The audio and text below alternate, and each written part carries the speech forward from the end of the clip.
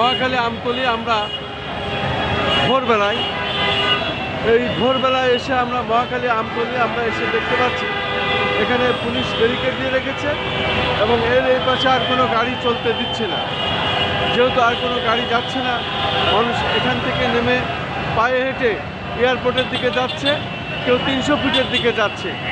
যেহেতু দীর্ঘ 18 বছর পর আজ স্বদেশ প্রত্যাবর্তন করছেন জনাব তারেক রহমান, এবং এই তারেক রহমানকে দেখার জন্য আজকে কোটি কোটি জনতা রাজধানী ঢাকার বিভিন্ন এলাকা থেকে আসছে এবং আমরা দেখতে পাচ্ছি রাস্তাঘাট আজ ভোর থেকেই, যেহেতু আমি ভোরবেলা থেকে এখানে এসেছি এবং ভোরবেলা থেকে এসে আমি দেখতে পাচ্ছি এখনও ভোর এবং হতেই এই অবস্থা। এখানে রাত্র থেকেই পুলিশ গাড়ি ব্যারিকেড দিয়ে রেখেছে, সেখানে মানুষ যেতে পারছে না। বিশেষ করে কোনো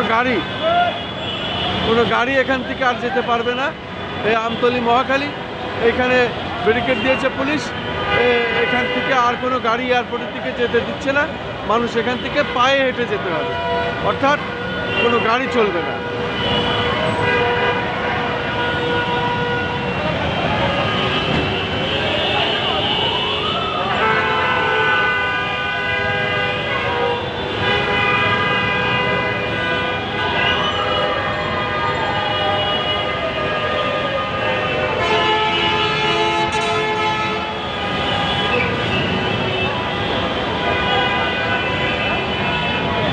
আমি ভোরবেলায় এই দৃশ্যটি আমি দেখে যাচ্ছি এবং দেখতে পাচ্ছি আমতলী মহাখালী এখানে গাড়ি বন্ধ, ব্যারিকেড এই পাশে আর গাড়ি চলবে না, মানুষ হেঁটে যাচ্ছে। যেহেতু আমি ভোরবেলা থেকে এখানে অপেক্ষা করছি এবং এটাই দেখতে পাচ্ছি, সেটা আমি দেখে যাচ্ছি।